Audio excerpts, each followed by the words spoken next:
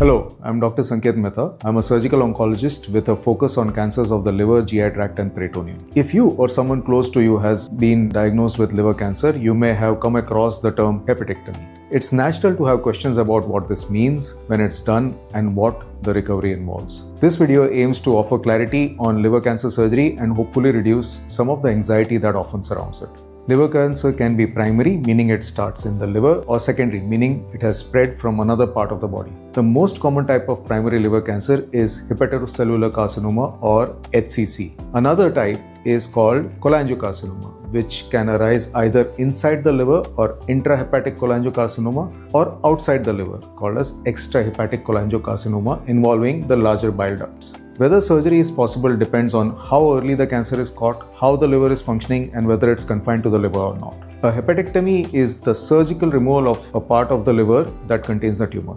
This could involve a subsegment, one or more segments, one sector, one lobe, or in some cases even extended resections if required. What's remarkable about the liver is that it can regenerate. As long as we can preserve enough healthy liver tissue, the liver usually grows back to support normal function. Surgery isn't the right choice for everyone with liver cancer. We consider whether the cancer is limited to the liver, how much healthy liver tissue is going to remain after the surgery, the liver function, especially whether there is cirrhosis or not, whether major blood vessels are involved, and the patient's overall health and fitness for surgery. Every case is carefully evaluated using scans, blood tests, and of course clinical judgment. The procedure is done under general anesthesia and can take anything between 3 to 6 hours. Depending on the case, we may remove a small portion of the tumor or one whole lobe or more, depending on the tumor size and location. In some cases, we can use minimally invasive techniques like laparoscopy or robotics. In others, open surgery is the safest choice. The goal is always the same: remove the tumor completely and preserve enough healthy liver tissue for regeneration and recovery.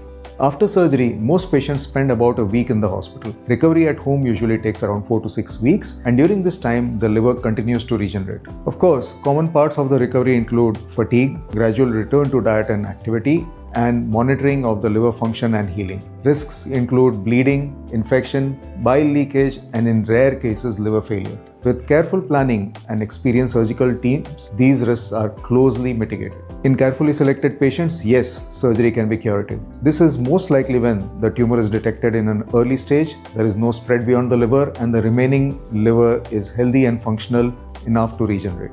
In other cases, the surgery may be one part of a broader treatment plan, which can include chemotherapy, targeted therapy, and ablative techniques. Now, an important point which I want to emphasize is liver cancer surgery is never one size fits all. The liver is an incredibly complex organ. It has a dual blood supply from the portal vein and the hepatic artery, which has its several branches. It has a very complex venous drainage, when it includes 3 hepatic veins which drain into the inferior vena cava. It has also other multiple smaller veins which directly drain into the inferior vena cava. It has significant anatomical variations between individuals. And most importantly, it's an opaque organ. We cannot directly see these blood vessels or the drainage during surgery. So a precise pre-operative planning is critical for good outcomes. Because of this, for the same exact tumor size and location, 2 different patients may require completely different surgical plans, depending on the patient's liver function, the quality of the remaining liver, and the specific anatomic variations in that individual patient. Learning curve. It's also important to know that liver cancer surgery has a very steep learning curve. Studies suggest that units performing more than 50 liver surgeries per year is a benchmark of an experienced practice where the complication rates are minimized and outcomes are optimized. There are separate learning curves for major hepatectomy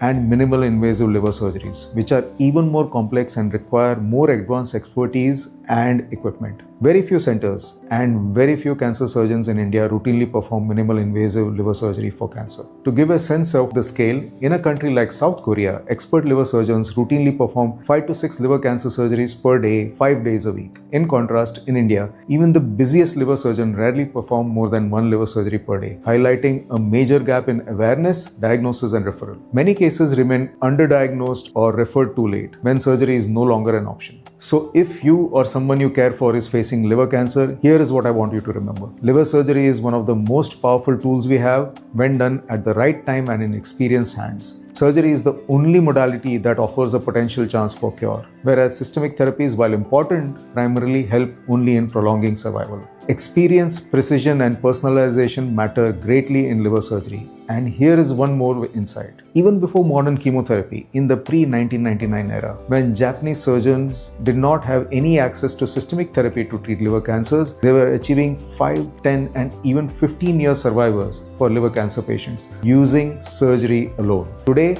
with both advanced surgery and modern systemic therapies, outcomes can be even better. In summary, don't delay evaluation. Don't assume surgery is not possible, and always seek a second opinion from an experienced liver cancer team. If this video helped you clarify things for you, please like, share and subscribe so that more patients and families can access this vital information. Thank you for watching. I'm Dr. Sanket Mehta from SSO Cancer Clinic.